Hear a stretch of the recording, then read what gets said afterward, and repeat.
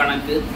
இன்னும் சில இடங்கள்ல ஸ்ரீ பாகவதம் முதலியதில் பார்த்தோமான இன்னும் அதிகமாக 24, 36 என்ன ஒரு கிரந்தங்களிலே இது போல கணக்கு உண்டு.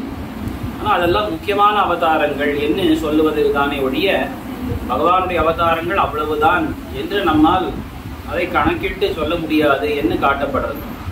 பகவான் பண்ணக்கூடிய அவதாரங்கள் என்று பார்க்கும் பொழுது கீதையில் அவன் தெரிவித்தா போல அடியார்களை ரட்சிப்பதற்காக, அடியார்களுடைய விரோதிகளை போக்குவதற்காக, தர்மத்தை நிலைநாட்டுவதற்காக என்று இந்த காரணங்களுக்காக பகவான் அவதாரம் பண்ணுகிறான் என்று காட்டப்படுறது.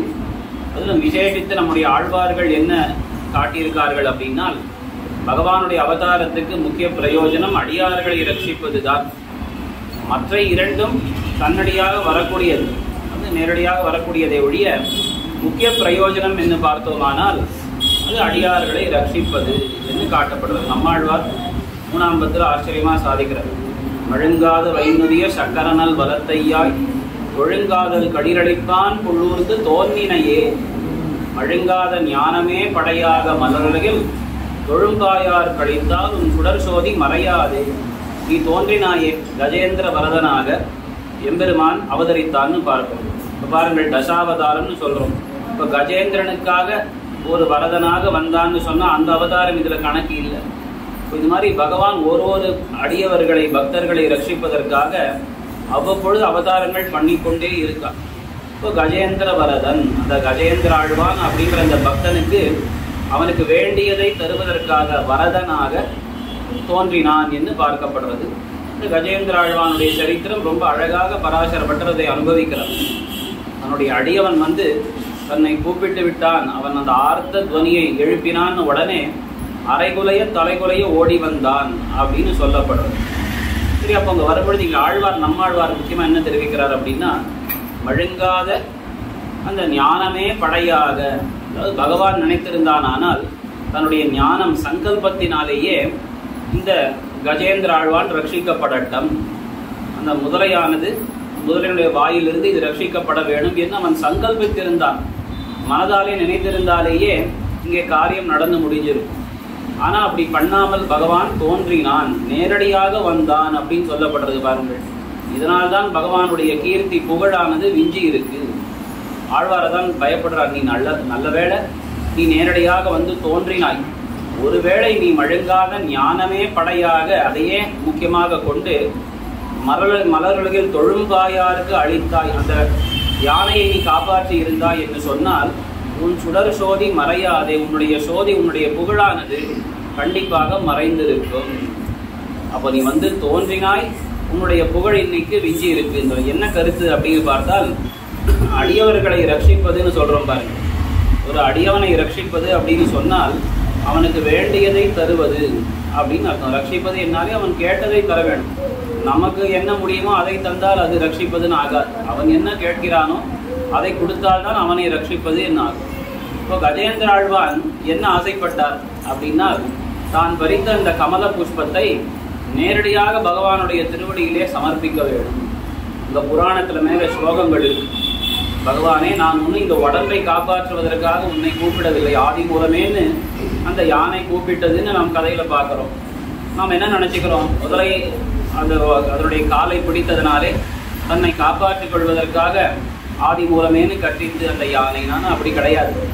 இந்த கஜேந்திர ஆழ்வான்னு சொல்றோம் பாருங்கள். என்ன காரணம் அப்படின்னா, அந்த யானைக்கு, அந்த யானையாக வந்த அந்த கந்தர்வனுக்கு அந்த ஸ்வரூப ஞானம் இருந்தபடியால் பகவானிடத்துல இதை சமர்ப்பிக்க வேண்டும். நாம் எவ்வளவோ ஜென்மங்கள் பாப்பங்கள் பண்ணியாச்சு.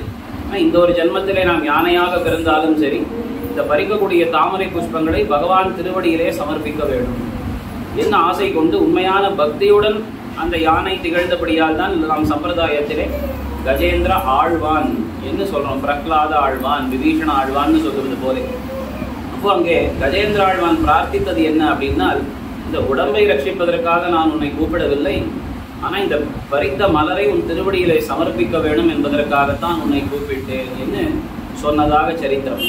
அப்போ அப்பேற்பட்ட கஜேந்திர ஆழ்வானை ரட்சிக்க வேண்டும் என்று சொன்னால் நேரடியாக அது அவருக்கு முன்பே, இந்த கஜேந்திரனுக்கு முன்பே பகவான் தோன்றினால்தான் அவனை காப்பாற்றினதாக ஆகும். பெருமானே நீ வான்னு சொன்னால் யோசித்து பாருங்கள், நாமளே நமக்கு அது போலத்தான் தோணும். ஒருவரை நாம் போய் பார்க்க வேணும்னு கஷ்டப்பட்டு வேற ஊர்லேயும் தள்ளி ரொம்ப தூரம் பிரயாணப்பட்டு ஒரு இடத்துக்கு போகிறோம். அவரிடத்துல ஏதோ நமக்கும் காரியம் ஆகணும்னு வைத்துக்கொள்வோம். ஆனால் அவரை நேரடியாக பார்த்து பேசணும்னு ஆசையோடு இருக்கும். அவர் என்ன உள்ளேயே உட்கார்ந்துட்டு நமக்கு வெறும் தொலைபேசியில் கூப்பிட்டு உனக்கு வேண்டிய காரியத்தை நான் பண்ணிக்கிறேன், நீ கிளம்பி போகலாம், என்னால் பார்க்க முடியாது ஒன்று அப்படின்னு சொன்னார்னா நமக்கு எவ்வளவு கஷ்டமாக இருக்கும். நான் வந்தது உங்களை நேரடியாக பார்ப்பதற்குத்தானே ஒழிய வேற ஒரு காரணத்துக்காக அல்ல அப்படின்னு நமக்கு தோணும் இல்லையா? அதுபோல இங்கேயும் பகவான் ஒருவேளை அவனுக்கு வைகுண்டத்தில் இருந்தோ இல்லை பார்க்கடலில் இருந்து கொண்டு சங்கல்பத்தினாலே இப்படி நடக்கட்டும் அப்படின்னு சங்கல்பம் பண்ணி கஜேந்திராழ்வானை காப்பாற்றி இருந்தால் அது அந்த கஜேந்திராழ்வானுக்கு பகவான் பண்ண பெரிய அநீதியாகத்தான் ஆகும். அது அடியார்களை ரட்சிப்பது என்று சொன்னால் அவர்கள் முன்பே நேரடியாக தோன்றுவது. இதுதான் எம்பெருமானாரும் காட்டியிருக்கார். கீதா பாஷ்யத்திலே சொல்லும் பொழுது பகவான் அவதாரம் எடுப்பதற்கு முக்கிய காரணம் என்பது சாதுக்களை ரட்சிப்பது. சாதுக்களை ரட்சிப்பதற்காக கீழே இறங்கி வரும் பொழுது இன்னும் 2 காரியங்களையும் பண்ணி முடிக்கிறான். ஏன் நாம் ஒரு காரியம் பண்ணுவதற்கு ஒரு இடத்துக்கு போறோம்னா நமக்கு வேண்டிய இன்னும் 2 காரியங்களும் சரி வந்துட்டோம், இப்பவே இதையும் முடித்து கொண்டு போகலாம்னு பண்ணுவது போல பகவான் அடியார்களை ரட்சிப்பதற்காக கீழே வருகிறான். ஆனால் வந்த இடத்துல சரி அவர்களுக்கு விரோதிகளையும் போக்கி விடுவோம், தர்மத்தையும் நிலைநாட்டி விடுவோம் என்று பண்ணினானே ஒழிய முக்கியமான பிரயோஜனம் அடியார்களை ரட்சிப்பதுதான் என்று காட்டப்பட்டது. ஆனால் அப்பேற்பட்ட பகவானுடைய அவதாரங்கள் அது எண்ணற்றவை என்று காட்டப்படுறது. அப்பேற்பட்ட பகவானுடைய அவதாரங்களை காட்டிலும் இந்த கலியுகத்திலே பார்த்தோமானால் பகவான் தன்னுடைய அடியார்களை அவதாரம் பண்ணி வைக்கிறார். தான் நேரடியாக அவதரிப்பது என்பதை குறைத்து கொண்டு தன் அடியார்கள் நித்தியசூரிகள் முக்தர்கள் இது போன்ற பல அடியார்களை அவர் இங்கே அவதாரம் பண்ணிவித்து அவர்கள் மூலமாக எல்லோரையும் திருத்துகிறான் என்று பார்க்கிறோம். இப்போ பகவானுடைய அவதாரங்களை காட்டிலும் அடியார்களுடைய அவதாரங்கள் விஞ்சியதுன்னு சொல்றோம். இப்பேற்பட்ட அடியார்கள்னு பார்க்கும் பொழுது அடியார்களிலே தலை சிறந்தவராக திகழக்கூடியவர்கள் நம்முடைய ஆழ்வார்கள். பாகவதமே பேசுறது. எல்லா விஷ்ணு பக்தர்களை காட்டிலும் முன்னோடிகளாக இருக்கக்கூடியவர்கள் யார் அப்படின்னு பார்த்தால் இந்த தமிழகத்திலே தட்சிண தேசத்திலே அவதரிக்க போகிற மகான்கள் அப்படின்னு காட்டப்படுறது.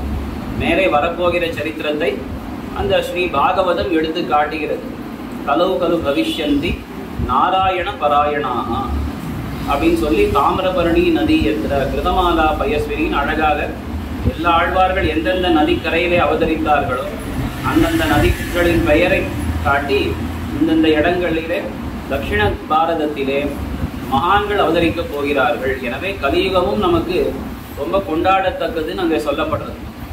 துவாபரம் என்பதை நிற்காது அப்படின்னு எல்லாம் சொல்லி அப்புறம் கடைசியில் ஆனாலும் இப்பேற்பட்ட கலியுகத்துக்கும் ஒரு பெருமை உண்டு. என்ன அப்படின்னு பார்த்தால் இந்த கலியுகத்தில் தான் அடியார்கள் பலர் அவதரிக்கப் போகிறார்கள். மற்ற யுகங்களிலே பார்த்தோமானால் பகவானுடைய அவதாரம் தான் அதிகமாக இருக்கும். ஆனால் இந்த யுகத்திலே நாராயண பராயணாக நாராயணனையே எல்லாமாக கொண்டிருக்கக்கூடிய மகான்கள் அவதரிக்கப் போகிறார்கள். எங்கே அப்படின்னு பார்த்தால் அது அழகாக தாமிரபரணி நதிக்கரையிலே பாலாறு நதிக்கரையிலே என்று ஒரு நதிகளை குறிப்பிட்டு இந்த கரையிலே மகான்கள் அவதரிக்கப் போகிறார்கள்னு சொல்லியிருக்கு. அது வேற யாரும் இல்லை, நம்முடைய ஆழ்வார்கள் தான் அப்படின்னு பார்க்கணும். இப்போ பக்தர்களுக்கெல்லாம் பாரத தேசம் எங்கும் தோன்றின மகான்கள் சாதுக்கள் வைஷ்ணவர்கள் எல்லோருக்கும் முன்னோடியாக இருந்தவர்கள் யார் அப்படின்னு பார்த்தால் நம்முடைய ஆழ்வார்கள் என்பதாக நாம் பார்க்கிறோம். அப்பேற்பட்ட ஆழ்வாருடைய பெருமையை சொல்லும் பொழுது பெரியோர்கள் அழகாக எடுத்து காட்டியிருக்கார்கள். இப்போ சாதாரண மனுஷர்களை காட்டிலும் பல கோடி மடங்கு உயர்ந்தவர்கள் ரிஷிகள் அப்படின்னு காட்டப்படும்.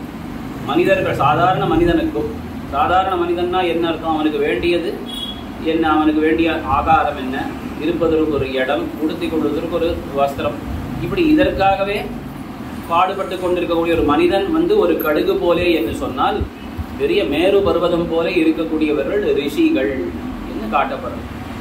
அப்பேற்பட்ட ரிஷிகளை காட்டிலும் அப்பேற்பட்ட ரிஷிகள் ஒரு கடுகு போலே என்று சொன்னால் பெரிய பர்வதம் போல இருக்கக்கூடியவர்கள் ஆழ்வார்கள் என்று காட்டப்படும். நாம் பார்க்கிறோம் ரிஷிகள் அப்படின்னு பார்த்தால் வசிஷ்டர், அதே போல விஸ்வாமித்திரர், வாமதேவர், இது போல பல ரிஷிகள் இருக்கார்கள். இந்த ரிஷிகள்லாம் எப்பேற்பட்டவர்கள் அப்படின்னா சாதாரண மனிதர்களைப் போல உடம்புக்காக பாடுபடக்கூடியவர்கள் அல்ல. அவர்களுக்கு ஆத்ம ஞானம் கைவந்தவர்கள் அவர்கள்னு சொல்லப்படுவார். இப்போ அவர்களுக்கு ஆத்மா வேறு உடம்பு வேறு. இந்த ஆத்மாவுடைய முக்கிய இலக்கு என்னன்னா மோட்சம் அடைவது. இந்த பகவானை நாம் அடைய வேணும், அதற்கு நாம் தபசு பண்ண வேணும் அப்படின்னு இந்த மிச்ச விஷயங்களிலிருந்து அவர்கள் விடுபட்டு வைராக்கியத்துடன் பகவானை அடைவதற்காக தபசு பண்ணக்கூடியவர்கள் தான் ரிஷிகள்னு பார்க்கிறோம். ஆனால் அந்த ரிஷிகளை காட்டிலும் பல நூறு மடங்கு பெரியவர்கள், பிரபாவத்தை உடையவர்கள் ஆழ்வார்கள் என்று காட்டப்படுகிறார்கள். என்ன காரணம் அப்படின்னு சொன்னால், அழகா மணவாள மாமுனிகள் ஸ்ரீவஜனபூர்ணத்தினுடைய ஆரம்பத்திலேயே வியாக்கியானத்தில் தெரிவிக்கிறார். என்ன சொல்றார் அப்படின்னா, ரிஷிகள்னு சொன்னால் ஸ்வயோக மகிம சாட்சாத்கிருத, தங்களுடைய யோக மகிமை, தாங்கள் பெரிய தவம் புரிந்து அந்த யோக பலத்தினாலே பகவானையும் தங்கள் ஸ்வரூபத்தையும் இந்த தத்துவங்களை எல்லாம் அறிந்தவர்கள் ரிஷிகள். ஆனா ஆழ்வார்கள் எப்பேற்பட்டவர்கள் அப்படின்னு பார்த்தால், பகவானுடைய நிர்ஹேதுக கிருபையினாலே அனைத்தையும் அறிந்தவர்கள். திருவாய்மொழியினுடைய ஆரம்பத்திலேயே பாடுறார் நம்மாழ்வார், மயர்வர மதிநலம் அருளினன் எவனவன் என்று கேட்கிறார் பாருங்க. அப்போ எனக்கு மயர்வர மதிநலம் அருளினவன் யார் அப்படின்னு சொன்னதுனாலே, மயர்வர மதிநலம் அருள்வது அப்படின்னா அந்த பகவானுடைய நிர்ஹேதுக கிருபையினாலே அவனே சில ஜீவாத்மாக்களை தேர்ந்தெடுத்து ஆழ்வார்களாக பரிபூர்ண கடாட்சம் பண்ணினான். அவர்கள் ஆழ்வார்கள் ஆகும்படியாக முழுமையாக ஒரு கடாட்சம் பண்ணினான்னு சொல்லப்படுது. ஆச்சரியமா இதை பெரியவர்கள் எடுத்து காட்டியிருக்கார்கள்.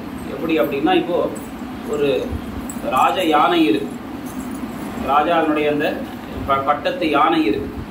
அந்த பட்டத்து யானை என்ன, சில இடங்கள்ல ராஜ்யங்கள்ல இது போல நடப்பது உண்டு. அடுத்தது வாரிசு இல்லை அப்படின்னு சொன்னால், அப்போ இது தெய்வத்துக்கு நாம் விட்டுவிட வேண்டியது, யார் அடுத்தது பட்டத்துல வருவது. அப்போ அந்த பட்டத்து யானையினுடைய கழுத்துல ஒரு மாலையை கொடுத்து அதை அப்படி வீதியில விடுவார்களாம். அது தெய்வம் அதுக்குள்ளே இருக்கிறதுனால வழிகாட்டி அது சரியான ஒரு நபரை தேர்ந்தெடுத்து அவனுடைய கழுத்துல இந்த மாலையை போட்டு அவன் தான் அடுத்தது ராஜா என்ன, இது போல ஒரு வழக்கமும் உண்டு. அப்போ அது போலே தான் எம்பெருமான் எப்பேற்பட்டவன், அவனும் மதகளி, அவனும் பெரிய ஒரு மத்த கஜம் போல இருக்கக்கூடியவன். அப்போ அந்த அப்பேற்பட்ட பகவான் இப்படி எண்ணற்ற ஜீவாத்மாக்களிலே நடுவிலே ஒரு சிலரை தேர்ந்தெடுக்கிறான். அவனுடைய சுவாதந்திரியத்தினாலே நாம் அதை கேட்க முடியாது, ஏன் இவரை மட்டும் ஆழ்வாராக மாற்றினான், ஏன் அவரை மாற்றவில்லைன்னு நாம் கேட்க முடியாது. இப்போ அதுபோல ஒரு சில ஜீவாத்மாக்களை எம்பெருமான் தேர்ந்தெடுத்து அவர்களுக்கு என்ன பண்ணினான் அப்படின்னா, மயர்வர மதிநலம் அருளினான் என்று காட்டப்படுறது. இந்த மயர்வர மதிநலம் அப்படின்னா என்ன அர்த்தம்? மயர்வு அற, எந்த விஷயத்திலேயுமே அவர்களுக்கு சந்தேகமோ தவறான அறிவோ கிடையாது, எல்லாம் உள்ளதை உள்ளபடி முழுவதுமாக அறிந்தவர்கள். சரி, வெறும் ஞானம் மட்டுமா அப்படின்னா, மதிநலம். மதிநலம் அப்படின்னா ஞானம், அதுவே முதிர்ந்து பக்தியாக மாறித்து பக்தி ரூபாபன்ன ஞானத்தை உடையவர்கள். அதாவது எல்லாவற்றையும் அறிந்திருப்பது, பகவான் இப்பேற்பட்டவன் அறிந்திருப்பது ஒன்று, அதற்கு மேலே இந்த ஞானமே ஆசையாக மாறி அவனை விட்டு பிரிந்திருக்க முடியாதுன்ற அந்த ஒரு நிலையிலே மாற வேண்டும். அதுதான் பக்தி என்று சொல்றோம். பக்தி என்று சொன்னால் பகவானை விட்டு ஒரு நொடி பொழுதும் என்னால் பிரிந்திருக்க முடியாதுன்ற ஒரு பெரிய ஆசை என்று சொல்லப்படுறது. ஆழ்வார் அழகா அதை பாடுறார். அந்த பக்தியினுடைய நிலைகளை ஆழ்வார் திருவாய்மொழியில் அழகா நமக்கு எடுத்து காட்டுறார். என்ன சொல்றாரு? முதல்ல பகவான் மேலே எனக்கு இருக்கக்கூடிய ஆசை எப்பேற்பட்டது அப்படின்னால், அது ஒரு பெரிய கடல் போலே இருக்கு அப்படின்ற. இன்னும் சில 100 பாசரங்கள் பாடின அப்புறம், காதல் கடலின் மிக பெரிதால், எனக்கு பகவான் மேல இருக்கக்கூடிய இந்த பக்தி என்பது கடலை காட்டிலாம் இன்னும் பெரிதாக ஆகிவிட்டது. அப்புறம் கடைசியில சொல்லும் பொழுது என்ன காட்டுறாரு அப்படின்னா, கடலை மட்டும் விஞ்சியதுன்னு சொல்ல முடியாது, அனைத்து லோகங்கள் 14 லோகங்கள் என்ன, அதற்கு மேல பகவானே என்ன, அந்த பகவானை காட்டிலும் மிக பெரிதாக இருக்கு எனக்கு அவன் மேல இருக்கக்கூடிய ஆசை அப்படின்னு காட்டுறார். சூழ்ந்தகன் ஆழ்ந்து உயர்ந்த முடிவில் பெரும்பாழேயோ, சூழ்ந்ததனில் பெரிய பரணன் மலர் சோதியோ, சூழ்ந்ததனில் பெரிய சுடர்ஞான இன்பமேயோ, சூழ்ந்ததனில் பெரிய என் அவா என்று காட்டுறார். அப்போ இங்க இருக்கக்கூடிய இந்த அச்சேதனமான இந்த லோகங்கள், அதற்கும் பெரிது ஜீவாத்மா, அதற்கும் பெரிது பிரம்மம்னு சொல்லக்கூடிய பகவான். ஆனா அந்த பகவானையும் கூட அப்படியே தன்னுள்ளே கொண்டு விட்டது, விழாக்குளை கொண்டு விட்டது என்னுடைய அவா என்று காட்டுகிறார். ஆழ்வாருடைய ஆசை பாருங்கள், காதல் கடலின் மிக பெரிதால் என்னெல்லாம் படிப்படியாக வளர்ந்து கடைசியில தத்துவத்திரயத்தையும் தனக்குள்ளே தன் விழுங்கும்படியாக பெரிதாக ஆகிவிட்டதான் ஆழ்வாருடைய அவா. அப்புறம் அடுத்த பாசனத்தில் என்ன தெரிவிக்கிறார் தெரியுமா? என்னுடைய அவாவையும் பகவானுடைய அவா சூழ்ந்து விட்டது அடுத்ததாக அழகாக காட்டுகிறார். நான் பகவானிடத்திலே கொண்ட பக்தி ஆசை என்பது மிக பெரிது என்று நான் எண்ணிக்கொண்டிருந்தேன். ஆனால் யோசித்து பார்த்தால் அவன் என் மேலே வைத்திருக்கக்கூடிய ஆசை இருக்கு பாருங்கள், அதுதான் பெரிது. எந்த அளவுக்கு பெரிதுன்னு அழகா சொல்றார். என்னுடைய ஆசை என்பது ஒரு குளப்படி என்னும்படி அவனுடைய ஆசை வளர்ந்தது. கடல் போறோம், கடல் கரைக்கு போனோமானால் நம்ம காலை அங்கங்க மிதிச்சுட்டு போனா அது ஒரு சின்ன குழியாக இருக்கும் இல்லையா, அதுதான் குளப்படின்னு சொல்றது. ஒரு மாடோடைய குழம்பு பட்ட இடம், அந்த சின்ன குழின்றது குளப்படி. அதுல எவ்வளவு ஜலம் இருக்க முடியும்? அது போன்றுதான் என்னுடைய ஆசை. ஆனா கடல் போலே பகவானுக்கு என் மேல் இருக்கக்கூடிய ஆசை அப்படின்னு கடைசியில் அழகா தெரிவிக்கிறார்.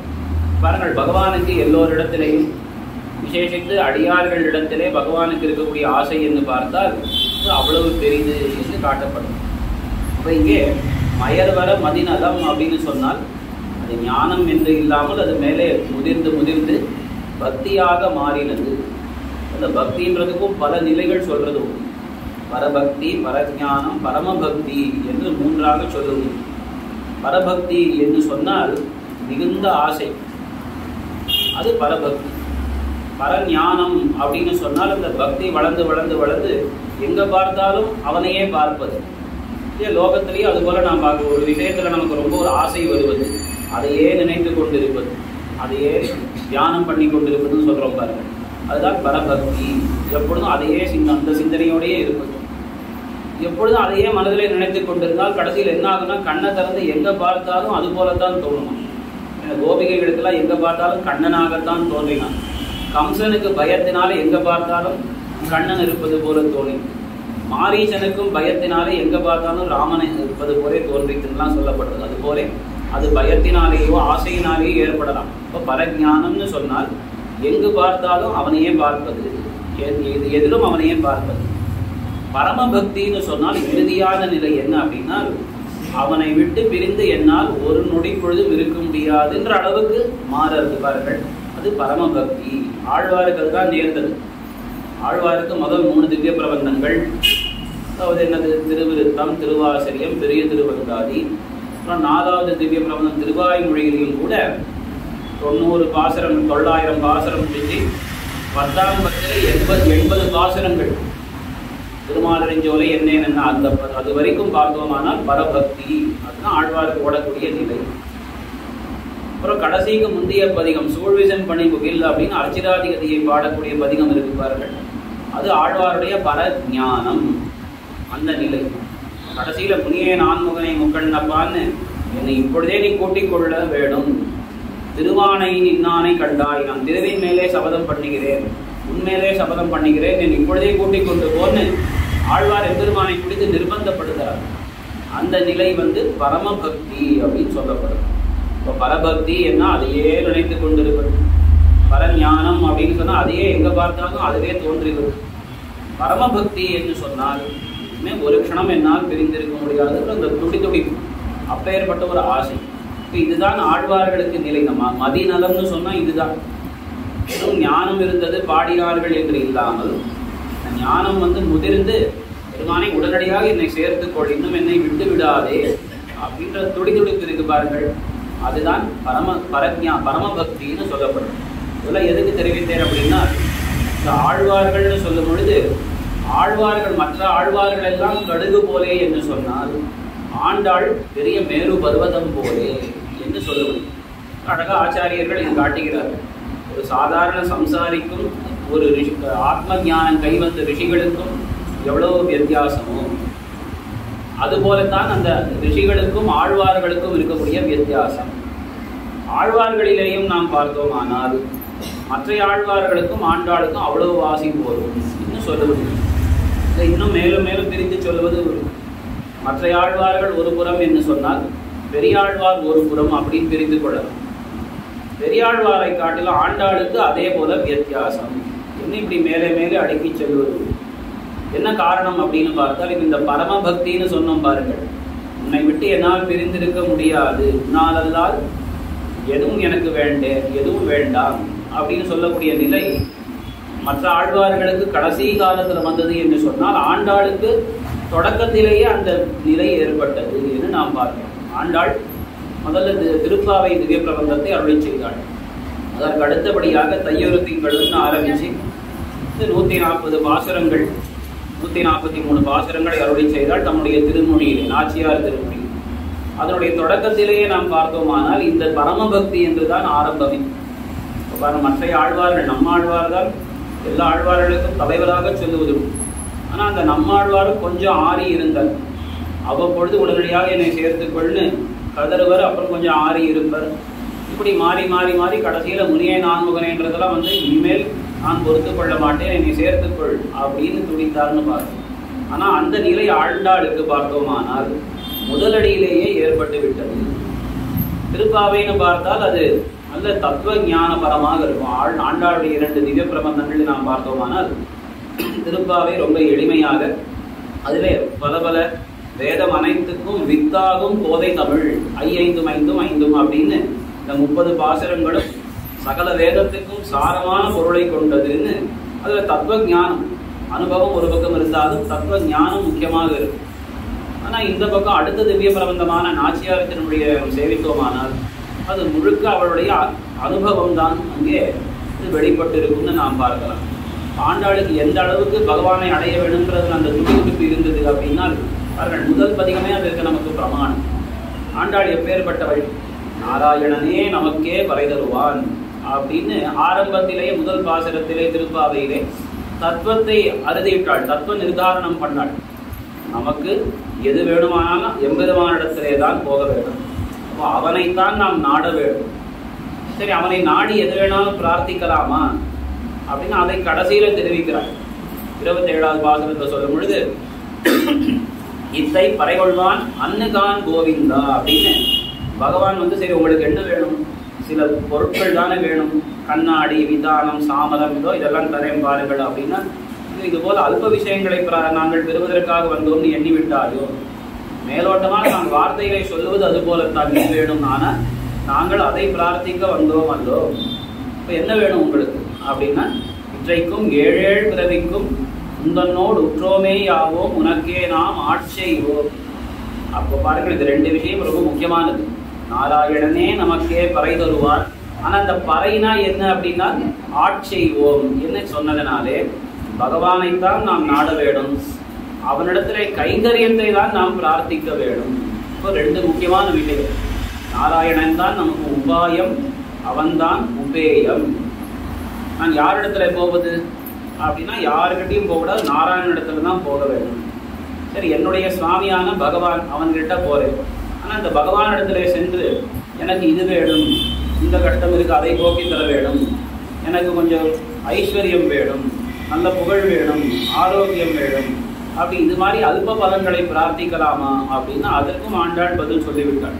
பறை வேணும்னா பறைன்றது மேலோட்டமாக சொன்னதை ஒழிய பறை என்பதற்கு அர்த்தம் எப்பொழுதும் உனக்கு பண்ணும் கைங்கரியம், நித்திய கைங்கரியம் என்பதாக காட்டிவிட்டாள். பாருங்கள், அப்ப இதுதான் ஸ்ரீவைஷ்ணவ சம்பிரதாயத்துடைய சாரமான தத்துவமே இதுதான். பகவானை தான் நாம் நாட வேணும், அவன் கைங்கரியத்தை தான் அவனிடத்திலே நாம் பிரார்த்திக்க வேணும்னு இந்த துவய மந்திரத்தினுடைய அர்த்தத்தை ரொம்ப தெளிவாக ஆண்டாள் எடுத்து காட்டியிருக்காள்னு பார்க்கணும்.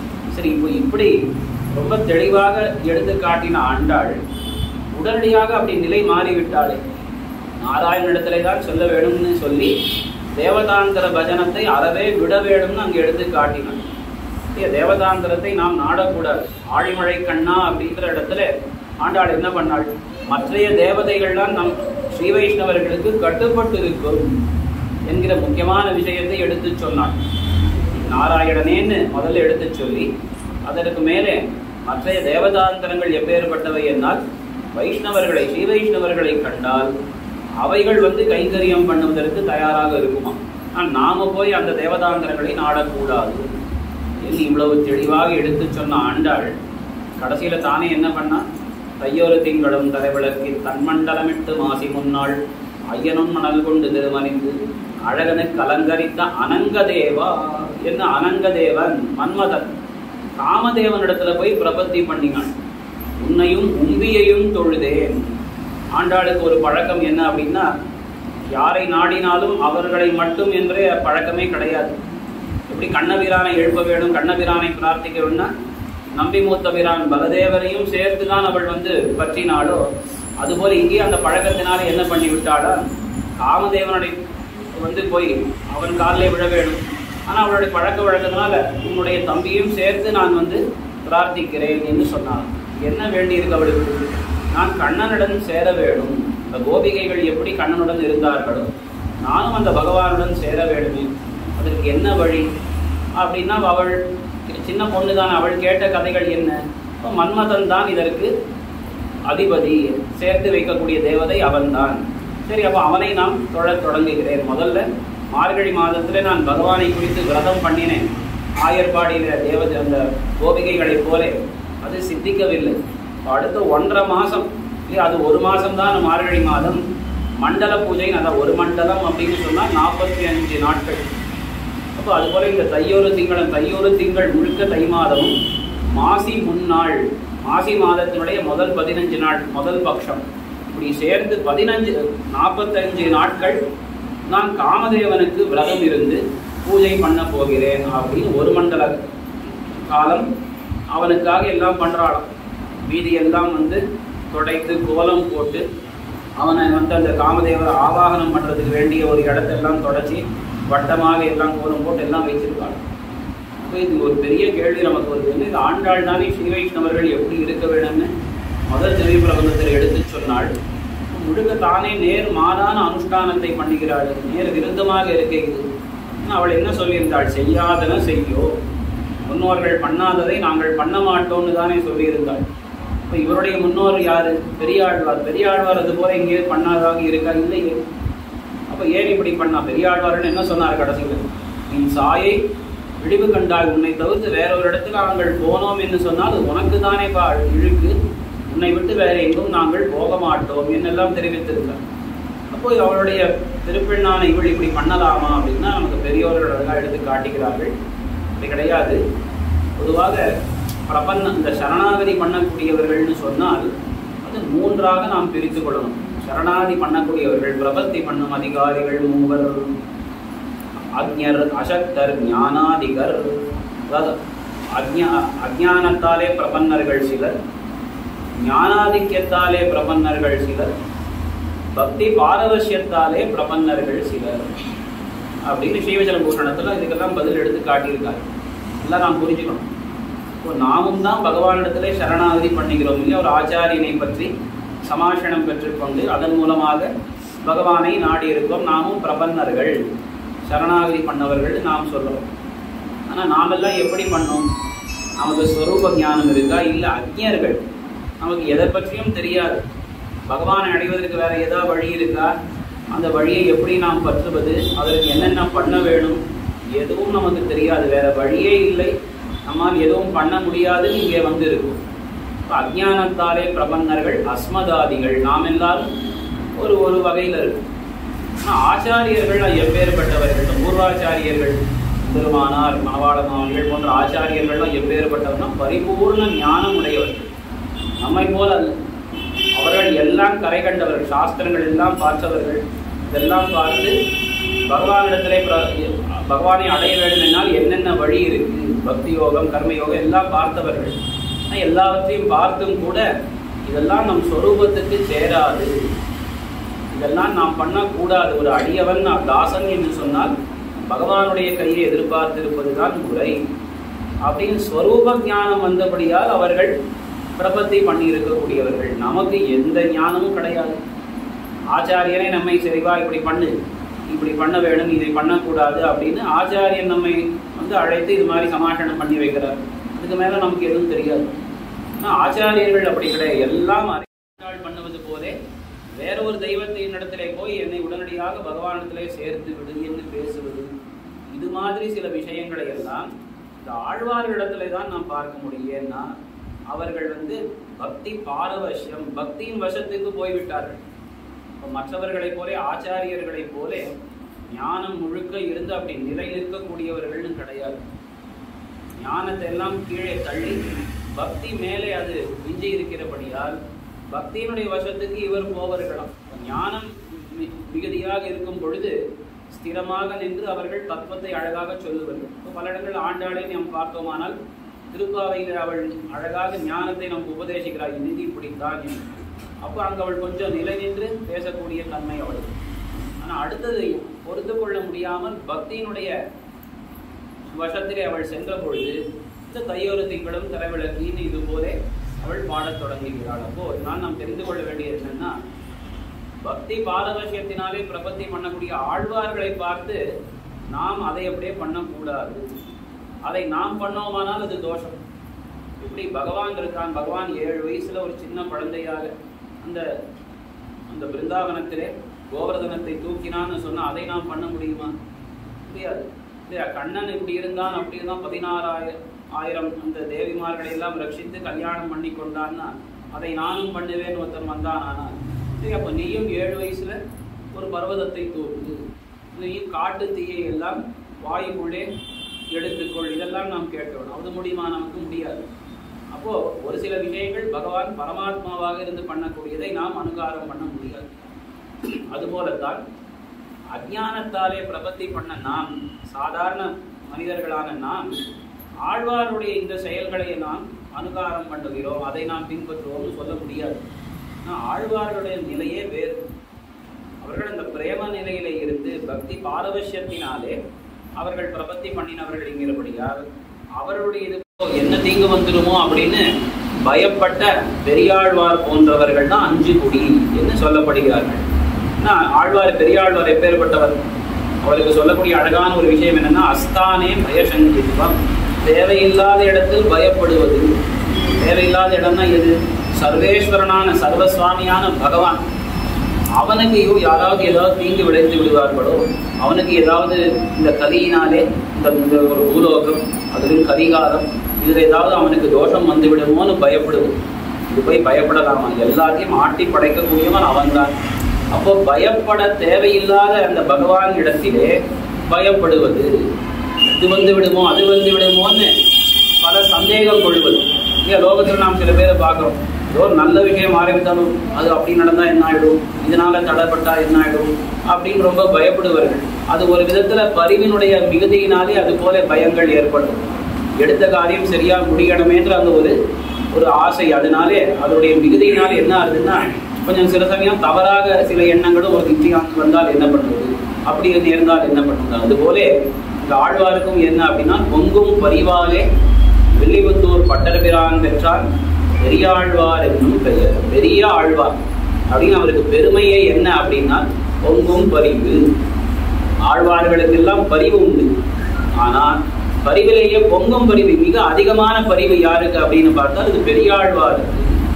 என்ன காரணம்னா, எல்லாம் மாறாடி நினைத்தார் பாருங்கள். அவரோட அந்த மதுரை அந்த சதசிலே பகவான் தான் பரதெய்வம், திருமால் தான் பரதெய்வம் என்பதை நிலைநாட்டின உடனே அந்த பொற்கிழி தானாக அந்த காசு எல்லாம் கீழே விழுந்தது.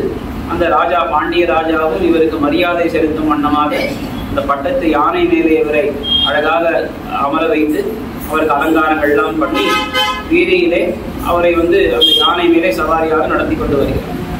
அப்பொழுது திடீர்னு தன் குழந்தைக்கு ஏற்பட்ட அந்த ஒரு மரியாதையை பார்ப்பதற்கு பகவானே மேலிருந்து வந்தான். கருடாழ்வான் மேலே பகவானே அப்படி மேலிருந்து வந்த பொழுது அதை ஆழ்வாரும் சேவித்தார். ஆழ்வார் சேவித்தவுடனே என்ன ஆச்சு? மற்ற ஆழ்வார்களாக இருந்தால் என்ன பண்ணியிருப்பார்கள்? இன்னும் 4 வாசல்களை பாட்டி பகவானுக்கு ஸ்தோத்திரம் பண்ணியிருப்பார்கள், பகவானை சேவித்தேன் அப்படின்னு பாடியிருப்பார்கள். ஆனால் அதுபோல பெரியாழ்வார் பண்ணவில்லை. அங்கே அவருக்கும் மற்றவர்களுக்கும் வித்தியாசம். மற்ற ஆழ்வார்கள்னு சொன்னால் அழகா பகவானுடைய அந்த வர்ணனை, அவனுடைய திருமேனியை அழகா வர்ணித்திருப்பார்கள். பெரியாழ்வார் அப்படி பண்ணாமல் என்ன பண்ணிவிட்டா, உடனே எல்லாம் அவருக்கு கலங்கிட்டான், புத்தி கலக்கம் ஏற்பட்டது. என்ன கலக்கம் அப்படின்னா, இப்போ பகவான் இங்கே வந்து விட்டானே, இப்போ என்ன பண்ணுவது, ஏன் அவன் இங்கே வந்தான் இப்பொழுது? இது பொல்லாத காலம், இது பொல்லாத உலகம், இது இருள் தருமான் ஞானம், இங்கே அவன் வருவதா? கூடாது கூடாது, அபராகிரமானவன், எவ்வளோ மென்மையானவன் அவன் அப்படின்னு பயப்பட்டு உடனடியாக அவனுக்கு பல்லாண்டு பாட ஆரம்பித்தார். பல்லாண்டு பல்லாண்டு அப்படிதான் ஆரம்பித்தார். இப்போ பல்லாண்டு பாடனா அழகா இதெல்லாம் பாட்டு தானே இதெல்லாம். இப்போ எங்க அதுக்கு ஒரு தாளம் போட்டுக்கொண்டு பாட வேணுமே அப்படின்னா, இந்த யானையினுடைய கழுத்துல அழகா மணி தொங்குறதாம், பெரிய மணி.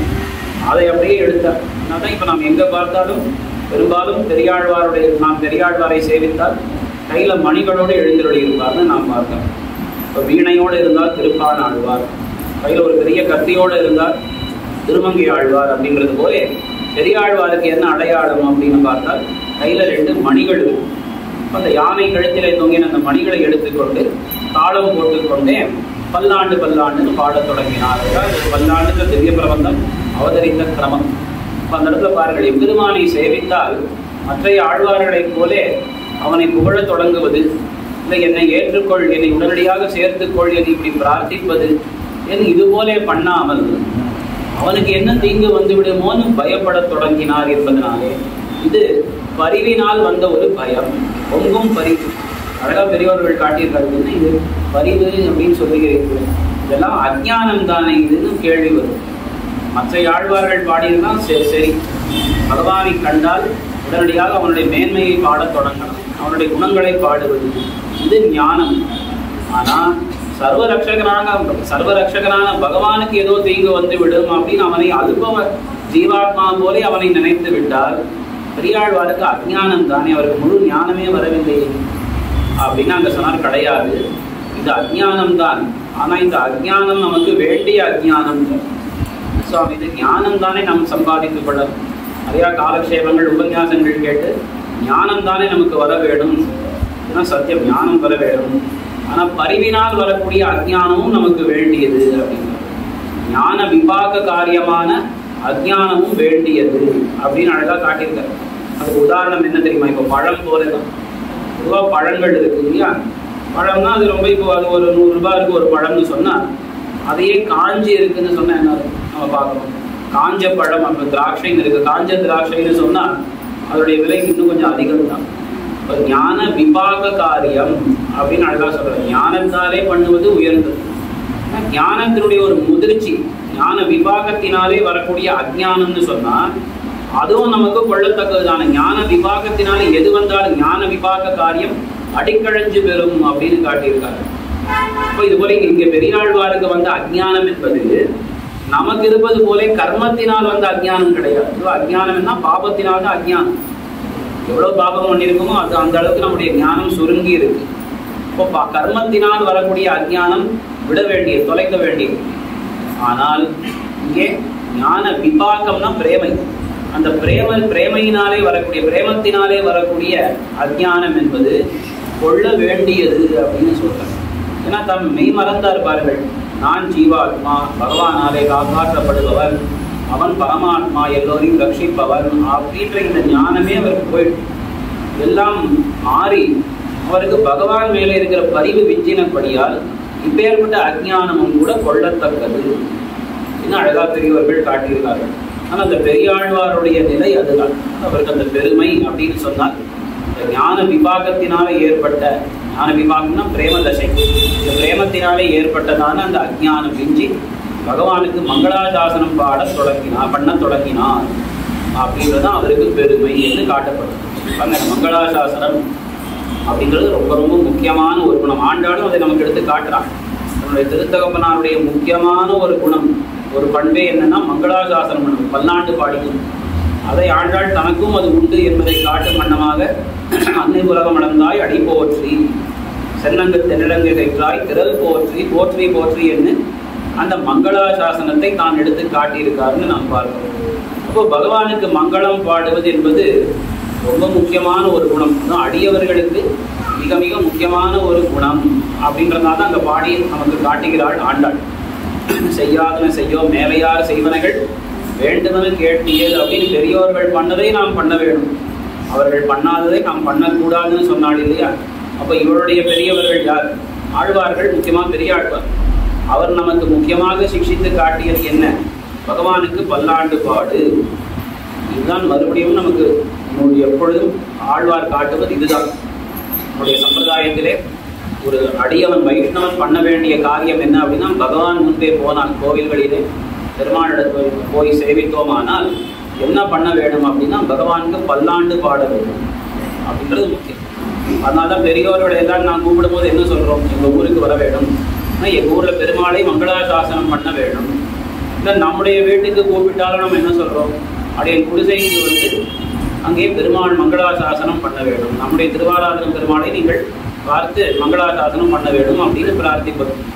அப்ப எங்கே நாம் போனாலும் பகவான் திருமுன்பே சென்று பல்லாண்டு பல்லாண்டு இந்த பாசுரத்தை தான் நாம் பாட வேண்டும் அப்படின்னு காட்டணும். அதான் சொல்ற ஸ்ரீவச்சன பூரணத்துல காட்டியிருக்கோம். பெரியாழ்வாரும் எம்பெருமானாருக்கும் இருக்கிற ஒத்துமை இதுதான். ரெண்டு பேரும் என்ன பண்ணார்கள், பெரியாழ்வாரும் எம்பெருமானாரும் அப்படின்னு பார்த்தால், எல்லோரையும் வாருங்கள், ஸ்ரீவைஷ்ணவத்துக்கு வாருங்கள் வாருங்கள், என்னுடைய கூட்டத்திலே வந்து சேருங்கள் ரெண்டு பேரும் கூப்பிட்டார்களாம். எதற்காக அப்படின்னு பார்த்தால், பகவானுக்கு மங்களாசாசனம் பண்ணுவதற்காக தன்னுடைய கூட்டத்திலே பலரையும் அழைத்து கொண்டார்கள் இருவரும் அப்படின்னு காட்டுறது. எம்பெருமானார் காலத்தில் நமக்கு தெரியும் பல ஆயிரக்கணக்கான வைஷ்ணவர்கள் அன்னைக்கு இருந்தார்கள். எதற்கு எம்பெருமானார் அவ்வளவு பேரை சேர்த்து கொண்டார்? அதற்கு முன்பும் பார்த்தோமானால் பெரியாழ்வார் என்ன சொன்னா, வாழாட்பட்டு நீர் உள்ளீரே வந்து மண்ணும் மனமும் கொடுக்கும், எங்களுடைய கோஷ்டியிலே வந்து சேருங்கள், வந்து சுவாமிக்கு கைங்கரியம் பண்ணுங்கள். மண்ணும் மனமும் கொடுமைன்னா என்ன அர்த்தம்னா கைங்கரியம் பண்ணுங்கள். உண்மையான உங்களுக்கு வாழ்ச்சி வேணும் என்று சொன்னால் எங்கள் கோஷ்டியிலே சேர்ந்து பகவத் கைங்கரியம் பண்ணுங்கள். அதுதான் உண்மையான வாழ்வு. வாழ்வுன்னு சொன்னா நல்ல சுகமாக ஒரு பெரிய வீடை கட்டி கொண்டு இருப்பது அது வாழ்வு இல்லை. வாழ்வுன்னா பகவானுக்கு கைங்கரியம் பண்ணுவது, அதுதான் உண்மையான வாழ்ச்சி என்பதாக காட்டியிருக்காங்க. அதனால ரெண்டு பேருக்கும் இருக்கக்கூடிய ஒத்துமை அதுதான். பெரியாழ்வாரும் எல்லோரையும் தன் கோட்டிலே சேர்த்து கொண்டது.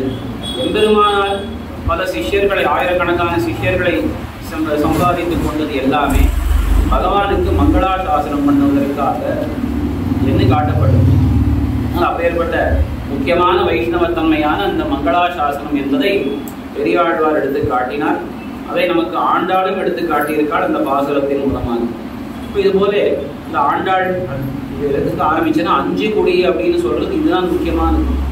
அஞ்சக்கூடியவர்கள், பயப்படக்கூடியவர்கள் ஆழ்வார்கள். அது பெரியாழ்வார்ன்றது முக்கியமா சொல்றோம். இவருடைய பெரியாழ்வாருக்கு இருக்கிற அந்த தன்மை எல்லா ஆழ்வார்களுக்கும் உண்டு. பெரியாழ்வாரை வெளிப்படுத்தினார். ஆனா அந்த பக்தி என்பது எல்லாருக்கும் இருந்தாலும் அஞ்சு குடியனா ஆழ்வார்களுடைய கோஷ்டி. அந்த அனைத்து ஆழ்வார்களுக்கும் சேரப்பிடித்து 10 ஆழ்வார்கள் 11 ஆழ்வார்களுக்கும் ஒரே வாரிசாக இருந்தவள் ஆண்டாள். ஒரு சந்ததி, ஒரே சந்ததியாக இருந்தாள். ஆழ்வார்கள் தம் செயலை விஞ்சி நிற்கும் தன்மைகள் அப்படின்றத நாம் பார்ப்போம். மற்ற ஆழ்வார்களுடைய அந்த பிரபாவத்தை காட்டிலும் மிக உயர்ந்த வைபவத்தை உடையவள். இது எப்படின்னா, இதை இப்ப நம்ம ஆழ்வாருக்கு கடைசியில வந்த அந்த ஒரு நிலை துடிதுடிப்பு என்பது ஆண்டாளுக்கு ஆரம்பத்திலேயே வந்து விட்டது. மற்ற ஆழ்வார்களுக்கெல்லாம் அந்த நாயிகா பாவம் என்பது ஏறிட வேண்டி இருக்குது. நம்மாழ்வார்னு பார்த்தோமானால் பல இடங்கள்ல அவர் வந்து நாயிகா பாவத்துல பாசனங்கள் அருளி செய்கிறார். அப்போ அது போல அப்ப அந்த இடத்துலதான் பராங்குஷ நாயகி என்ன ஆழ்வாரை சொல்லுவது. ஆழ்வாருடைய பாசனங்கள் பார்த்தோமானால் தாமாக நின்று அருளி செய்த பாசனங்கள் பல. இன்னொரு நிலையிலே சென்று அவர் பாசனங்கள் அருளி செய்தது பல. ஒரு 27 பதிகங்கள் பார்த்தோமானால் அது தோழி, தாய், மகள் அப்படின்ற 3 நிலைகளிலே அவர் பாசனம் அருளி செய்திருக்காருன்னு பார்க்கிறோம். அதுல அந்த மகள்னு சொல்லும்பொழுது பராங்குஷ நாயகி. அவள் யார் அப்படின்னா ஒரு கோபிகையை போதே, சீதா பிராட்டியை போதே பாசனங்களை பாடணும். ஆனா அதெல்லாம் எப்படின்னா ஆழ்வாருக்கு திடீர்னு அந்த பாவம் வரும், அப்புறம் போயிடும். அப்ப அந்த நாயிகா பாவத்தை அவ்வப்பொழுது ஆழ்வார் ஏறிட்டு கொள்ள வேண்டியதாக இருக்கும். ஆனா இது பராங்குஷ நாயகியின் இடத்துல பார்க்கலாம். அதே போல பரகால நாயகி, கள்வங்கொள் யானறியே போன்ற சில பதிகங்கள்ல திருமங்கை ஆழ்வாரும் நாயிகா பாவத்திலே பாடினரும் இது நாயிகா பாவத்துல பெரும்பாலும் அருளை செய்யப்பட்டது. அதே போல குலசேகர பெருமாள் அவரிடத்திலையும் பார்த்தோமானால் இந்த கோபிகைகளாக இருந்து பாடக்கூடிய ஒரு பதிகம் எல்லாம் குலசேகர நாயகி இந்த 3 ஆழ்வார்களுக்கு நாயிகா பாவத்திலே அவர்கள் பாசனங்கள் அருளை செய்திருந்தார்கள்.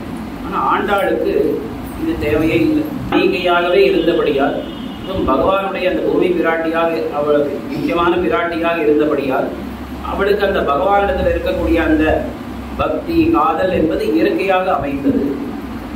அப்படின்றதை மனதிலே கொண்டுதான் என்ன காட்டாருன்னா, ஆழ்வார் தம் செயலை, ஆழ்வார்கள் தம் செயலை விஞ்சி நிற்கும் தன்மைகள்.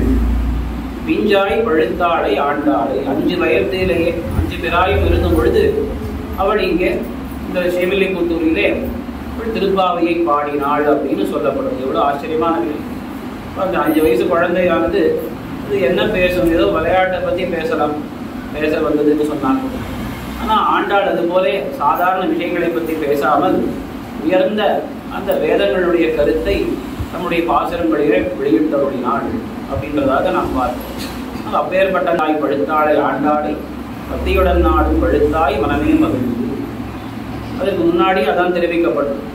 ஆண்டாள் எப்பேற்பட்டவள் அப்படின்னு சொன்னால், இன்னும் திருவாடி பூரம் எமக்காகவன் நோய் ஆண்டாள் அவதரித்தாள், குன்றாத வாழ்வான வைகுந்தவான் போகம் தன்னை இகழ்ந்து ஆழ்வார் திருமகளாராய். இந்த திருவாடிபுர நன்னாளுக்கு எவ்வளோ ஒரு விசேஷம் அப்படின்னு சொன்னால், இன்றைக்காக ஆண்டாள் அவதரித்தாள், எங்கிருந்து அவதரித்தாள் அப்படின்றத அழகாக இங்கே எடுத்து காட்டுகிறார் மணவாள மாமனிகள். எமக்காகவன் நோய் இங்கு ஆண்டாள் அவதரித்தாள். எமக்காகன்னா நம் போன்றவர்கள் நம்மை ரட்சிப்பதற்காகத்தான் ஆண்டாள் இங்கே வந்தாள். எங்கிருந்து வந்தாள், எதை விட்டு உதறிவிட்டு வந்தாள்? குன்றாத வைகுந்தவான் போகம், குன்றாத வாழ்வான அப்படின்னா இங்க இருக்கக்கூடிய நமக்கு வாழ்வு என்பதெல்லாம் குன்றி இருக்கக்கூடியது. நமக்கு கர்மத்தினாலே நம்முடைய ஞானம் எல்லாம் அப்படியே மறைஞ்சி கிடக்கிறது. ஒரு விளக்கை ஏற்றி வைத்து கருப்பான பானையை அதை கொண்டு அதை மூடி விட்டால் எப்படி இருக்கும்? அது இருக்கிறதே தெரியாது. அதுபோலதான் நம்முடைய ஸ்வரூபம், ஜீவாத்ம ஸ்வரூபம்ன்றது இந்த பூலோகத்திலே இருள் தருமான் ஞானம், இருட்டையே தரக்கூடிய இந்த பூலோகத்தில் இருக்கும் வரைக்கும், இந்த சம்சாரத்தில் இருக்கும் வரைக்கும் நமக்கு ஸ்வரூபம் பிரகாசிக்காது. அப்ப நாம் யாருங்கிறதே நமக்கு உணர முடியாது, பகவானையும் உணர முடியாது. அப்பேற்பட்ட இடம் இது. ஆனா அங்கே ஸ்ரீவைகுண்டத்துக்கு போனோம். வைகுண்டம்ன்றதுக்கே அர்த்தம் தான். வைகுண்டம்னு சொன்னா குண்டலம், அது நமக்கு ஒரு சங்கோச்சத்தை கொடுக்காத இடமா, சங்கோச்சமே இல்லாத இடம் வைகுண்டம் அப்படின்னு சொல்லப்படுது. எதுவும் நம் சொரூபத்தை மறைக்காது, அப்பேற்பட்ட ஒரு இடம் அது. அப்ப அங்கிருந்து போய் யாராவது இந்த ஒரு லோகத்திலே வருவார்களா? அது ஆண்டாள் பிரதான மகிழ்ச்சியாக இருக்கக்கூடியவள். அப்பேற்பட்டவள் நேரடியாக பகவானிடமிருந்து சந்தோஷமாக கைங்கரியம் பண்ணி கொண்டிருக்கிறாள். அப்பேற்பட்ட குன்றாத வாழ்வு, நிரந்தரமான பகவத் கைங்கரியம், பகவத் அனுபவம் எல்லாம் இருக்கக்கூடிய அந்த வைகுண்டம், அங்கிருந்து கொண்டு வைகுண்டவான் போகம், வைகுண்டமாகிற அந்த ஆகாசம் வைகுண்டவான், அந்த போகம், அங்க இருக்கக்கூடிய அந்த ஆனந்தம், கைங்கரிய ஆனந்தத்தை எல்லாம் விட்டு விட்டு தன்னை இகழ்ந்து இங்கே வந்து அவதரித்தாள். எப்படி அவதரித்தாள்? ஆழ்வார் திருமகளாராய் வந்து அவதரித்தாள். அது இன்றைய வந்து அவதரித்தது யாரு? முக்கியமான இந்த பூமி பிராட்டி, பகவானுடைய மகிழ்ச்சி. அதுவும் என்ன, எதுவாக வந்து அவதரித்தாள்? ஆழ்வாருடைய திருமகளாக வந்து அவதரித்தாள், தரிசிப்பதற்காக வந்து அவதரித்தாள் அப்படின்னு இந்த அவதார பெருமையானது காட்டப்படும். இப்போ மற்ற ஆழ்வார்களை காட்டும் ஆண்டாளுக்கு இருக்கக்கூடிய பெருமை என்னன்னா, ஆழ்வாருடைய திருமகள். இது ஒரு பெரிய விஷயம் தானே. மற்றவர்கள் எல்லாம் தாங்கள் ஆழ்வார்களாக ஆனார்கள், அது சரி. ஆனா இவள் பிறக்கும் பொழுது இன்னொரு ஆழ்வாருடைய சம்பந்தத்தை பெற்றுக்கொண்டு அங்கே பிறந்தாள் என்று சொல்லப்படும். துளசி மாடத்திலே, அதுவும் பகவானுக்கு கைவனத்திலே, அதிலும் பரம சாத்விகமாக சொல்லப்படக்கூடிய, சத்வகுணம் உடையதாக சொல்லப்படக்கூடிய துளசி மாடத்தின் அடியிலே இந்த சீதா பிராட்டியை அவர் ஜனக மகாராஜா கண்டெடுத்தா போலே இங்கே கண்டெடுத்தார்னு பார்க்கணும். உண்மையிலே பார்த்தா சீதா பிராட்டியை காட்டிலும் ஆண்டாளுக்கு இருக்கக்கூடிய பெருமை இன்னும் பல மடங்கு அதிகம். அங்கே ஜனக மகாராஜர் அவர் தான் திருத்தகப்பனாராக இருந்தார். அவர் எப்பேற்பட்டவர் தெரியுமா? கீதையிலே பகவான் தெரிவிக்கிறார், கர்மனைவகி சம்சித்தி ஆஸ்திதா ஜனகாதயா. ஜனகர் வந்து ராஜ ரிஷின்னு சொல்லப்படுபவர். இவர் கர்மயோகத்திலே மிகவும் ஊன்றி இருந்தவர். லோகத்திலே பற்றே கடை யாக்ஞவல்கிற மகாரிஷி பெரிய பிரம்ம ரிஷியிடத்திலே உபதேசம் பெற்று அவ்வளவு வைராகியத்துடன் திகழ்ந்தார். எல்லாம் ஒரு பெருமை இருக்கு. ஆனாலும் அவர் ரிஷி தான். ஆனா இந்த பக்கத்துல பார்த்தோமானால் பெரிய ஆழ்வார், ஆழ்வார்களிலே தலை சிறந்தவரான விஷ்ணு சித்தர் அவருடைய திருமகளாராக அவதரித்தார்னு சொல்லும் பொழுது, அப்போ அந்த திருத்தகப்பனார் அவர்களிடத்துல பெருமை இங்கே பார்க்கலாம். அடுத்து அவதரித்த இடம் எது அப்படின்னு பார்த்தோமானால் சீதா. சீதை அப்படின்னு சொன்னாலேயே இந்த யாக பூமியிலே அவதரித்தவர். ஜனக மகாராஜா பெரிய யாகங்கள் பண்ணிக்கொண்டே இருப்பார். அப்போ யாகம் பண்ண வேணும்னா அதுக்கு பெரிய இடம் வேணும். அப்போ அந்த இடத்தெல்லாம் தோன்றி அதை எல்லாம் தோண்டி நல்லா பதப்படுத்த வேணும். அதுபோல ஒரு முறை தோண்டிக்கொண்டு மண்ணை தோண்டி கொண்டு இருக்கும் பொழுது புத்துல கீழே கிடைத்தாலா இந்த சின்ன பெண் குழந்தை சீதை அவர் வச்சுட்டு இருக்காரு பாருங்க. இந்த கோடாளியால இப்படி எடுக்கும் பொழுது வரக்கூடிய அந்த இடத்துக்கு பேரு சீதைன்னு. சீதா ஆங்கல பத்ததி. இந்த பூமியிலே இருந்த யாக பூமியிலே அவதரித்தவள் சீதா பிராட்டி. ஆனா அதை காட்டிலும் என்ன பெருமை, பகவத் கைங்கரிய பூமியிலே அவதரித்தாள் இங்கே ஆண்டாள்னு சொல்றாங்க. பகவானுக்காகவே இந்த புஷ்ப கைங்கரியம் நடக்க வேண்டும் என்பதற்காக அமைதியிலே கிடைக்க பெற்றாள் அப்படிங்கிறது இன்னொரு அழகான ஒரு விசேஷம். அதே மாதிரி பார்த்தோமானால் அது அவளுக்கு பெண் பிள்ளையாக அவதரித்தாள்னு பார்க்குறோம். இங்கே ஸ்ரீவில்லிபுத்தூர் ஆகிற இந்த திவ்ய கஷேத்திரத்திலே அவதரித்தாள். இது ஒரு திவ்ய தேசம். ஆண்டாளுடைய அவதாரத்துக்கு முன்பேயே இது திவ்ய தேசமாக மாறிவிட்டதுன்னே சொல்லணும். ஏன்னா முன்பே இங்கே பகவானை பாடி இது ஒரு திவ்ய தேசமாக ஆக்கிவிட்டார். நம் சீதையினுடைய அவதார ஸ்தலம் அப்படின்னு பார்த்தோமானால் அது இன்னைக்கு நேபாளத்தில் இருக்கு. இப்போ அந்த இடத்துல மிதிலாபுரி ஜனகபுரி அப்படின்னு அந்த இடத்துல தான் சீதையினுடைய அவதாரம். அது சீதை அவதாரத்தினால்தான் அதற்கு புனிதத்தன்மை. ஆனால் அதற்கு இங்கே நாம் பார்த்தோமானால் முன்பே ஆழ்வாருடைய மங்களாசாசனம் பெற்று அதற்கு முன்பு இந்த வில்லிங்கிறவன்லாம் இருந்து இந்த கஷேத்திர புராணத்தெல்லாம் பார்த்தோமானால் இந்த ஒரு அடியவனுக்கு ராஜாவுக்காக பகவான் இங்கே தோன்றினான். அதற்கு மேலே பெரியாழ்வார் கைங்கரியம் பண்ணி கொண்டு வந்தார். ஆழ்வாரான அவரும் மங்களாசாசனம் பண்ண பெற்ற பெருமாள் என்று இப்படியெல்லாம் பெருமைகள் உண்டு. அப்போ ஒரு திவ்ய தேசத்திலே அவதரித்தாள் ஆண்டாள் என்பது இல்லை. ஆண்டாளுக்கு கோதை அப்படின்னு ஒரு திருநாமம் உண்டு. சுரும்பார்குழல் கோதை அப்படின்னு பேருங்க. கோதைன்றதுக்கு என்ன அர்த்தம்னா நல்வயவள் அப்படின்னு அர்த்தம். அதை வடமொழியிலே சொல்லும் பொழுது கோதா அப்படின்னு சொல்லுவதும் உண்டு. வடமொழியிலே கோதா, நம் தமிழிலே கோதை என்று சொல்றோம். கோ அப்படின்னு சொன்னால் மாடு பொதுவாக சொல்றோம். கோ பசுமாடு. அதை காட்டிலும் கோ என்று சொன்னால் நல்ல வாக்குன்னு அர்த்தம். நல்ல வாக்கு. அப்போ உண்மையா பாருங்கள், சீதா பிராட்டி அவள் திருவாக்குகளை பாசுரங்களை தந்தவள் யாரு அப்படின்னா நம்முடைய ஆண்டாள் நாச்சியார்னு பார்க்கணும். சீதா பிராட்டினுடைய வாக்கு என்ன? சீதா பிராட்டி என்னென்ன பேசினார் ஸ்ரீராமாயணத்துல இருக்கு. ஆனால் அதுல முக்கியமாக நமக்கு வேண்டிய சில வார்த்தைகள் என்ன தெரியுமா? அவள் அபயம் தரம். பாபானாம் வா சுகானாம் வா மதார்ஹானாம் கபங்கமா காரியம் கருணமாரியேன நகஷ்டின் நாபராத்தியதி என்பது சீதா பிராட்டினுடைய அபய ஸ்லோகம். பொதுவாக நம்முடைய சர்ம ஸ்லோகம்னு நாம் சொல்றோம் பாருங்கள். நம்முடைய சம்பிரதாயத்தில் கண்ணபிரான் அருளி செய்த சர்ம ஸ்லோகம் சர்வதர்மான் பரித்து சர்ம ஸ்லோகம் ஸ்திதே மனசி சுஸ்வஸ்து. அதே போல ராமபிரானுடைய சர்ம ஸ்லோகம் அப்படின்னு இருக்கு. அந்த ராமபிரானுடைய சர்ம விரதம் நான் எல்லாருக்கும் அபயம் தருவேன் அப்படின்னு சொன்னாங்க. ஆனால் ராமபிரான் அபயம் தருவதை காட்டி ஒரு முக்கியமான அபயம் யார் கொடுத்தா அப்படின்னா சீதா பிராட்டினுடைய அபய பிரதானம்னு ஒரு கட்டம். அப்படின்னா அங்கே இருக்கக்கூடிய 700 ராட்சசிகளை எல்லாம் பார்த்து ஹனுமான் சொல்றாங்க, தேவி எனக்கு ஒரே ஒரு அனுமதி தர வேண்டும். என்ன அப்படின்னா உண்மை இப்படி 8-10 மாச காலம் உண்மை சித்திரவதை பண்ண இந்த எல்லா ராட்சசிகளையும் நான் விதவிதமாக அவர்களை நான் ஹிம்சை பண்ண வேணும். நான் மனசுல நிறையா வச்சிருக்கேன். விதவிதமாக இவர்களை ஹிம்சை பண்ண போறேன். அப்போ கண்டித்து பேசினாலாம் சீதா பிராட்டி. என்ன சொன்னான்? இப்படி பேசுற என்னதற்கே இப்படி பேசுவதா? இது ராமகோஷ்.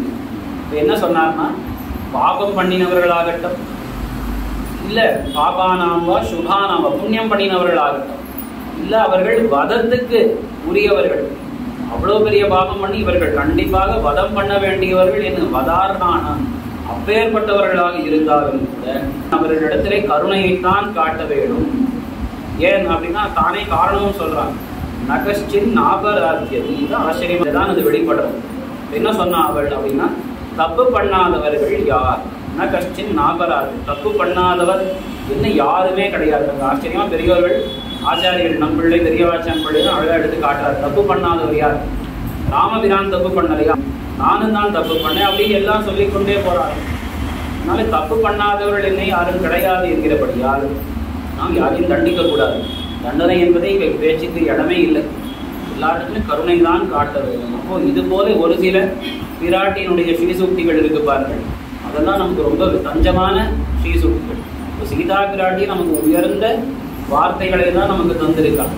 ஆனால் அதை காட்டிலும் அதிகப்படியான கோனா வார்த்தைகள், அந்த பாசுரங்களை தந்தவள் யார் அப்படின்னா நமக்கு ஆண்டாள். கோதான். அதனால் இவருடைய கருணை நாம் இப்படி இருக்குன்னு பார்த்தோம். ஆனால் அதை காட்டிலும் இந்திய கருணை யாருக்கு அப்படின்னு பார்த்தால் இங்கே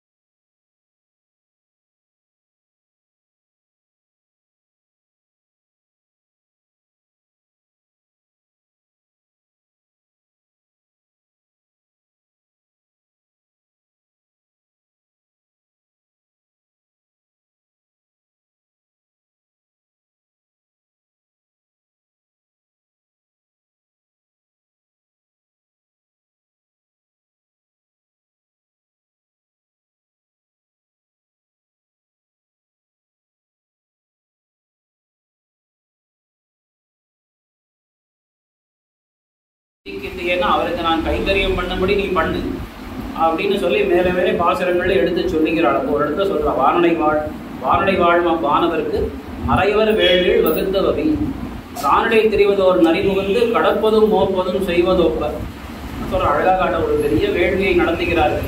சுத்தபத்தமாக ஆச்சாரமாக எல்லாம் பண்ணி கொண்டு வரார்கள். அப்போ அந்த வேள்வியிலே அவிசாக ஹோமத்தில் சமர்ப்பிப்பதற்கு பிரசாதம் வெறும் அன்னம் சுத்தான்னம் பண்ணி வைப்பார். அது அழகா எல்லாம் பண்ணி வச்சிருக்கார்கள். மேலே ஹோமத்தில் பிரதான அந்த பூர்ணாவதியில் அதெல்லாம் சேர்க்க வேண்டும். அப்போ அதற்கு ஒரு க்ஷணம் முன்னாடி ஒரு நாய் அங்கங்கே தெரியக்கூடிய நாய் அதை மோப்பம் புரிந்தது, அதில் வாய் வைத்து விட்டதுன்னு சொன்னால் எவ்வளவு பெரிய அபச்சாரம். பெரிய பெரிய மகா தேவதைகளுக்கு போய் சேர வேண்டிய அந்த ஒரு அவிசானது இங்கே பட்டு விட்டது அப்படின்னு சொன்னால் எப்படி? அதுபோலே பகவானுக்காக நான் இருக்கேன். நான் என்னுடைய உடம்பு என் நாவி எல்லாம் பகவானுக்காக இருக்க சாதாரண மானிடர்களுக்கு மனிதர்களுக்கு என்று பேச்சு வந்தால் அதை நான் ஒப்புக்கொள்ள மாட்டேன். என்ன சொல்ற, மானிடருக்கு என்ன பேச்சு படி அழகாக வியாக்கியானம் பண்ணி காட்டியிருக்காரு. இந்த ஆண்டாள் இந்த பெரியாழ்வாருடைய பெண்பிள்ளை கோதை இருக்காள், அவளுக்கு வயசு வந்திருக்கு அப்படின்னு சொல்லி இங்கே ஆண்டாள் நாச்சியார் என்ன பண்றார் அப்படின்னா, நமக்கு வேண்டிய விஷயங்களையும் எடுத்து சொல்லி மேல கருணையும் காட்டுகிறாள். கருணை காட்டுவது என்பதை காட்டிலும் முக்கியமாக குழந்தையை திருத்த வேண்டும். இல்லையா, ஒரு குழந்தை தப்பு பண்றதுன்னு சொன்னா ஒரு தாயார் என்ன பண்ணுவா, சரி எது பண்ணாலும் நான் அப்பா கிட்ட நான் சொல்ல மாட்டேன், நீ பயப்பட வேண்டாம் அப்படின்னு தட்டி கொடுப்பது ஒரு பக்கம். ஆனால் இன்னொரு தாயார் என்ன பண்ணுறாங்கன்னா, சரி நீ தப்பு பண்ணது அதை நான் சொல்ல மாட்டேன் நான் தாயார் தகப்பனார் இடத்துல, ஆனால் இது போல நீ பண்ணக்கூடாது, நீ என்னென்னலாம் தெரிஞ்சுக்கொண்டு ஒழுங்காக தெரிந்து கொண்டு இது போல நடந்து கொள் அப்படின்னு உபதேசம் பண்ணக்கூடியவள் இருந்தால் எப்படி இருக்கு. இப்போ அது போலத்தான் இங்கே பார்த்து மூடி அதுபோல இங்கே நமக்கு ஆண்டாள் நாச்சியார் இது கூட ஆண்டாள் இங்கே நமக்கு திருப்பாவையிலையும் சரி அடுத்த இந்த நாச்சியார் திருமொழியிலும் தெரிந்து கொள்ள வேண்டிய அனைத்து அர்த்தங்களையும் நமக்கு காட்டுகிறோம். உண்மையிலே சொல்ல வேண்டும் என்றால் ஆண்டாளுடைய இந்த திருப்பாவை 30 பாசனம் அதனுடைய அபூர்வாச்சாரிய வியாக்கியானங்கள் இதை நாம் கற்றுக்கொண்டால் போதும். ரகசிய கிரந்தங்கள் இருக்கிற அர்த்தங்களோ மற்ற 4000 இருக்கக்கூடிய அர்த்த விசேஷங்கள் எல்லாமே அதில் அடங்கும். பெரியவர்கள் அது அப்பேற்பட்ட வியாக்கியானங்களே பண்ணியிருக்கார்கள். திருப்பாவை ஒன்றே நாம் பார்த்தோமானால் திருவாய்மொழிக்கு போலே 5 வியாக்கியானங்கள் அமைந்திருக்கு. இன்னும் திருவாய்மொழி காட்டிலும் அதிகமான வியாக்கியானங்கள் இருக்கும். திருப்பாவை 30 பாசனங்கள்னு சொல்றோம். அதற்கு பெரியாழ்ச்சான் பிள்ளையுடைய 3000 படி வியாக்கியானம், அழகியமன வாழ பெருமாளுடைய 6000 படி வியாக்கியானம், ஆய் ஜனன்யாச்சாரிய சுவாமியுடைய 2000 படி 4000 படி 2 வியாக்கியானங்கள். இப்போ 4 வியாக்கியானமாச்சா. இதற்கு மேலே ஒன்னான வானமாமலை சுவாமியினுடைய சுவாபதேசம், ரொட்டையாச்சார சுவாமியினுடைய சுவாபதேசம், இந்த மாதிரி பல அர்த்தங்கள். அப்புறம் பூர்வாச்சாரிய வியாக்கியானங்களுக்கு 60 உரைகள் என்ன, இப்படி பல பல வியாக்கியானங்களை கொண்டது திருப்பாவைன்னு பார்க்கணும். எதற்கு இவ்வளவு வியாக்கியானங்கள் பண்ணினார்கள் அப்படின்னா, வேதம் அனைத்துக்கும் வித்து அப்படின்னு சொல்றது போல அறிந்து கொள்ள வேண்டிய அர்த்தங்கள் எல்லாம் இதற்குள்ளே அந்த அர்த்த பஞ்சகமாகட்டும் தத்துவத்திரயமாகட்டும் எல்லாவற்றையும் ஆண்டாள் தெளிவாக எடுத்து காட்டுகிறாள்னு பார்க்கணும். இந்த திருப்பாவையில நாம் முதல்ல பார்த்தோம், தத்துவம்னா எதுக்கு? பரமாத்மா நாராயணன் ஒருவனே தத்துவம், நாராயணனே அப்படின்னு அவனை எடுத்து காட்டி, அவன் நாராயணன் என்று சொன்னால் எல்லா இடத்திலும் இருக்கக்கூடியவன், அந்தர்யாமியாக இருப்பவன். அவதாரங்களை எல்லா அவதாரங்களையும் காட்டுகிறாள். கிருஷ்ணாவதாரம், ராமாவதாரம், ஓங்கியுழந்த உத்தமன் என்று திரிவிக்ரமாவதாரம், இது போல அவதாரங்களை எடுத்து காட்டுகிறாள். அதே போல பார்க்கடருள் வையத்து என்னன்னு க்ஷீராப்தியில் இருக்கக்கூடியவன் வியூகம், அதை எடுத்து சொல்லுகிறாள். நாராயணன் எங்கும் நிறைந்திருக்கக்கூடிய பரத்வத்தை பேசுகிறாள். இப்படி பகவானை பற்றி எல்லாம் எடுத்து காட்டினாள். ஜீவாத்மா எப்பேற்பட்டவன், அவன் எப்படி இருக்க வேண்டும், ஜீவாத்மாவுக்கு எது முக்கியமான தன்மைகள் என்பதை இந்த 6லேருந்து 15வது பாசனம் வரைக்கும் தோழிகளை எழுப்பும் பொழுது அதையெல்லாம் எடுத்து காட்டுகிறது. எப்படி இருக்கணும் அப்படின்னா, பகவத் கைங்கரியம் பண்ணி கொண்டு இருக்க வேண்டும், நானே தான் நாயிடுக அப்படின்னு வைஷ்ணவனுக்கு வேண்டிய மிக முக்கியமான தன்மை வினயம். மற்றவர்கள் நம்ம ஏதாவது தவறு சொன்னால் கூட அடியே அப்படின்னு அதை நாம் ஏற்றுக்கொண்டு போக வேண்டுமே ஒழிய எதிர்தலையிட்டு வாதாடக்கூடாது என்று இது போன்ற ஜீவாத்மாவுடைய லட்சணம். அன்று உலகம் வளர்ந்தாய் அடிபோற்றின்னு மங்களாசாசனம் பண்ண வேண்டியது, இவன் பண்ண வேண்டியது. இது போல பல தத்வார்த்தங்களை நமக்கு எடுத்து காட்டுகிறோம். நாம் அடைய வேண்டிய இலக்கு என்ன அப்படின்னா அதுதான் இசை பறைகொள்வான் அன்னுதான் கோவிந்தா, எற்றைக்கும் 7 பிறகும் உத்தோமே செய்வோம் உனக்கே ஆட்செய்வோம் என்று கைங்கரியத்தை தான் நாம் பிரார்த்திக்க வேண்டும். இது போன்ற பல தத்வார்த்தங்களை எடுத்து காட்டுகிறாள். நிறையா சொல்லிட்டு போகலாம். ஆச்சாரிய அபிமானம், மேலே இந்த ஆச்சாரிய அபிமானத்துக்கு ரொம்ப முக்கியமான ஒரு பிரமாணம் ஆண்டாளுடைய பாசுரம் தான். நல்லவன் தோழி நான் நல்லவன் தோழி நாகணமிசை நம்பரர் சிறியர் பெரியர் சிறுமானடவர் நாம் செய்வதன், செல்வர் பெரியர் சிறுமானடவர் நாம் செய்வதன். இந்த பகவானை பற்ற வேணுமே, நாம் என்ன பண்ணுவது?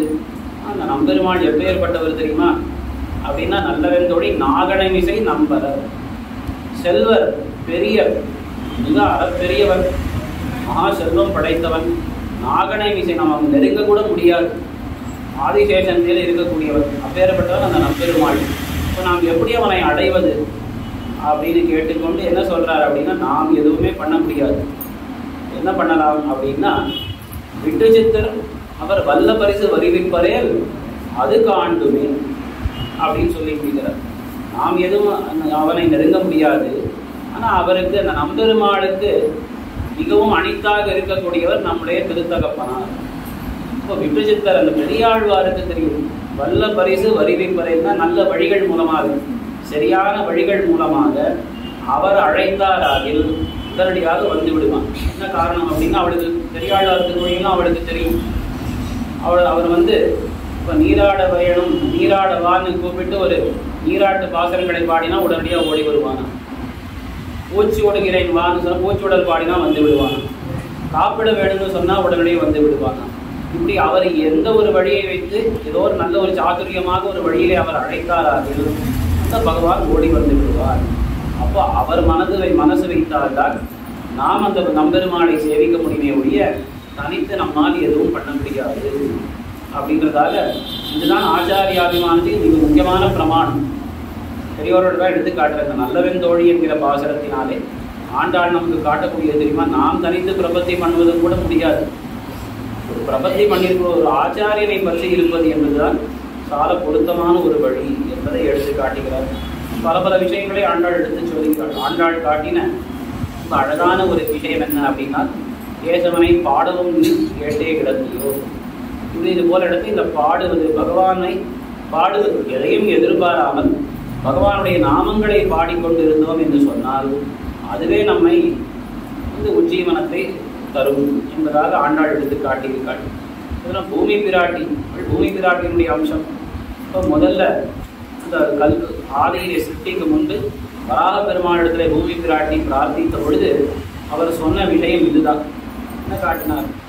நம்பாடுவான் சரித்திரம் மூலமாக பூமி பிராட்டிக்கு வராக பெருமாள் சொன்னது என்ன அப்படின்னு சொன்னால் அவர்கள் எதுவும் பண்ண வேண்டாம், பகவான் நாமங்களை அவர்கள் பாடிக்கொண்டு வந்தால் போதும்.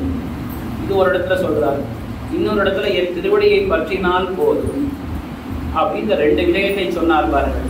அதை அந்த பூமி பிராட்டி தாமே ஆண்டாளாக அவதரித்து இந்த 2 விஷயத்தை நமக்கு எடுத்து காட்டினாள் என்று பெரியவர்கள் காட்டுவது.